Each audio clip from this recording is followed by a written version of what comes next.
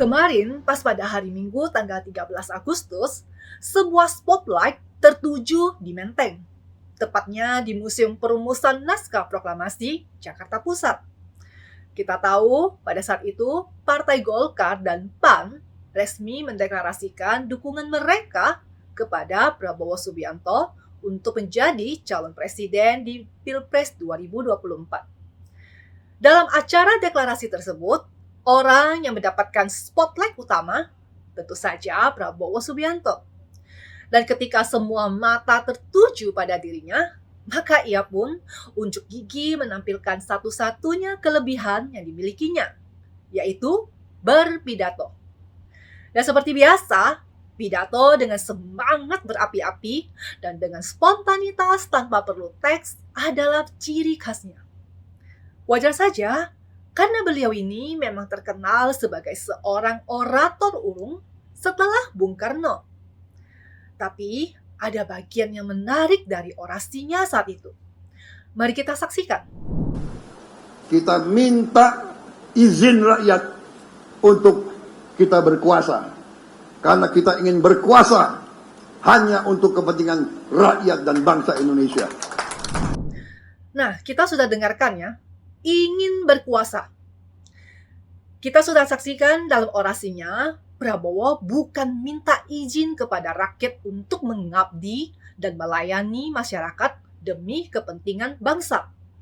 Akan tetapi, dia meminta izin dari rakyat karena dirinya ingin berkuasa untuk kepentingan rakyat dan bangsa Indonesia. Meskipun kalimatnya diakhiri dengan kata untuk kepentingan rakyat dan bangsa Indonesia, namun diksi ingin berkuasa itu sangat mengganggu pikiranku. Entah disengaja atau tidak, orasinya tersebut seolah-olah mengutarakan nafsu terbesarnya untuk menguasai, dan itu pun sudah menggebu-gebu dalam dirinya. Apalagi diksi berkuasa itu diulang-ulang seolah-olah ingin mempertegas maksud dan tujuannya untuk mengikuti kontestasi Pilpres ini. Ini pun semakin memperjelas ambisi sesungguhnya dari sosok mantan Jenderal TNI ini. Prabowo seolah-olah tidak terima dengan pengalaman kekalahannya di Pilpres-Pilpres sebelumnya. Ketika ia menjadi cawapres di Pilpres 2009 dan sebagai capres di Pilpres 2014 dan 2019.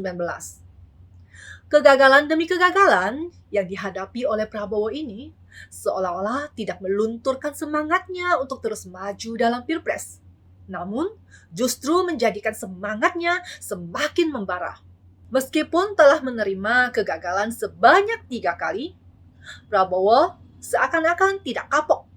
Dan ia kembali mengajukan diri menjadi capres untuk Pilpres 2024 mendatang. Apakah alam semesta sedang bekerja untuk kita? Ingin memberikan petunjuk kepada seluruh rakyat Indonesia bahwa inilah capres kalian Prabowo Subianto yang sesungguhnya. Belum terpilih saja, sudah ingin berkuasa atas kita. Inilah tujuannya yang sesungguhnya ketika ia berulang kali maju di kontestasi yang sama. Masihkah kalian akan memilihnya walaupun topengnya sudah terbuka? Ingat kawan, berkuasa sangatlah beda jauh dengan mengabdi dan melayani. Berkuasa seolah ingin menjadi raja. Berkuasa seolah ingin menekan kita. Apakah kalian rela dikuasai olehnya? Seorang tokoh yang lahir dari rahim Orba. Lain capres dari Gerindra, lain pula capres dari PDI Perjuangan. Ketika Ganjar Pranowo dilantik sebagai Gubernur Jawa Tengah pada tahun 2013, ungkapan yang pertama kali dia ucapkan adalah, "Tuanku ya rakyat, gubernur cuman mandat." Filosofi itulah yang dipegangnya sejauh ini hingga dirinya sukses menjabat sebagai Gubernur Jawa Tengah selama 2 periode.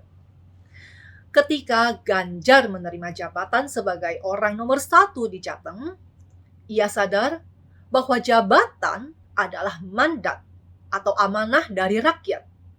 Yang berkuasa sesungguhnya adalah rakyat. Dan di dalamnya terdapat tanggung jawab besar yang harus dipikulnya, bukan sebuah sarana untuk berkuasa atas mereka. Tugas seorang pemimpin adalah melayani dengan sepenuh hati. Filosofi itulah yang dipegangnya sejauh ini. Inilah sesungguhnya pemimpin yang dibutuhkan oleh negara sebesar Indonesia, yaitu pemimpin yang siap melayani dan mengabdi kepada bangsa dan negara. Pemimpin yang mampu melayani dan memahami keberadaan rakyatnya akan dapat meningkatkan kesejahteraan rakyatnya. Bukan pemimpin yang hanya sekedar mengejar ambisi untuk berkuasa. Menjadi pemimpin dituntut untuk memiliki kemampuan untuk merawat rakyat, serta memberikan pelayanan dengan baik dan bertanggung jawab terhadap rakyatnya.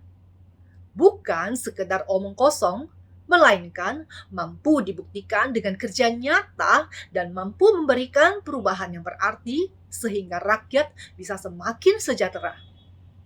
Ganjar Pranowo telah membuktikan kemampuannya mengemban tugas, dan dengan perubahan serta perbaikan di Jateng selama 2 periode kepemimpinannya. Dalam Pilpres 2024 ini, kita jangan salah pilih pemimpin. Setiap calon presiden bisa saja berbohong dengan mengumbar janji-janji politik yang manis demi memikat para pemilihnya. Dan bagaimana kita sebagai rakyat bisa menguji janji-janji politik itu bisa terrealisasi atau tidak? Dari rekam jejak mereka. Mari kita cerdas memilih calon pemimpin Indonesia. Sebelum menentukan pilihan, periksalah rekam jejak semua capres dengan sebaik-baiknya. Karena memilih presiden tidak hanya untuk 1-2 bulan. Memilih presiden itu sangat menentukan nasib kita selama 5 tahun ke depan. Jika kita tidak ingin negara kita terjadi pelanggaran HAM, maka jangan memilih pemimpin yang masa lalunya ada catatan hitam pelanggaran HAM. Jika kita ingin negara kita tidak terjadi kekerasan, maka jangan memilih pemimpin yang pernah menggunakan kekerasan. Berhati-hatilah dalam memilih. Jangan gerasa-gerusu menentukan pilihan.